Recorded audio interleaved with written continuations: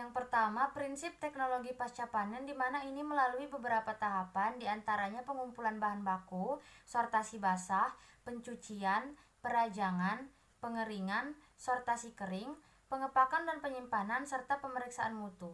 Tujuan pasca panen sendiri adalah untuk mendapatkan simplisia tanaman obat yang bermutu dan berkualitas tinggi.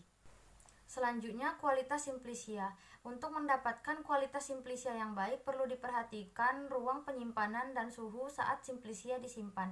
Terdapat pula beberapa faktor yang dapat merusak kualitas simplisia, contohnya itu cahaya, oksigen, gangguan serangga, dan penguapan air. Sementara, ciri-ciri simplisia yang baik yaitu tidak mengandung bahaya kimia, mikrobiologis, dan bahaya fisika, tidak berjamur, dan berbau khas menyerupai bahan segarnya, serta dalam kondisi kering atau kadar airnya kurang dari 10%. Memasuki bagian standarisasi simplisia, di mana standarisasi merupakan suatu proses dalam menetapkan standar yang dilakukan secara bertahap. Mutu pada simplisia atau ekstrak ini dikontrol dengan melakukan proses standarisasi. Tujuan dari standarisasi simplisia adalah agar diperoleh bentuk bahan baku atau produk kefarmasian yang bermutu aman dan bermanfaat. Kemudian perdagangan simplisia. Dalam perdagangan tidak selalu mungkin untuk mendapatkan simplisia yang murni. Umumnya simplisia dibungkus plastik berbobot antara 50 sampai 125 kg.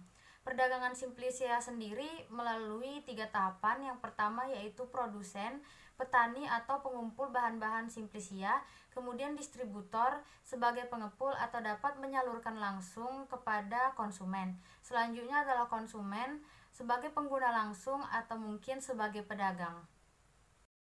Kemudian bahan obat tradisional. Nah, di sini saya mengambil 2 contoh. Yang pertama yaitu bawang merah. Nah, bawang merah ini dalam penggunaan secara tradisionalnya itu digunakan sebagai penurun panas pada anak. Yang kedua yaitu lidah buaya. Nah, lidah buaya ini bagian yang digunakannya adalah daun atau gelnya. Nah, itu tuh dapat digunakan secara tradisional sebagai pemakaian luar seperti luka, iritasi, radang, dan luka bakar. Terjadinya variasi fitokimia dari berbagai sumber geobiologis itu dapat menyebabkan perbedaan profil terapeutik. Teknik panen, pemrosesan pasca panen, kondisi penyimpanan, penggunaan pestisida secara meluas, kemudian pemalsuan yang sering, dan kontaminasi mikroba itu juga dapat menyebabkan variasi penting dalam kimiawi bahan tumbuhan obat. Penyimpanan simplisia bahan alam ini dapat dilakukan di ruangan biasa dengan suhu kamar ataupun dengan ruangan ber-AC. Nah, tempat penyimpanan bahan simplisia alam ini harus bersih serta udaranya yang cukup kering dan berventilasi, karena biasanya hama itu menyukai ruangan atau tempat yang lembab dan panas.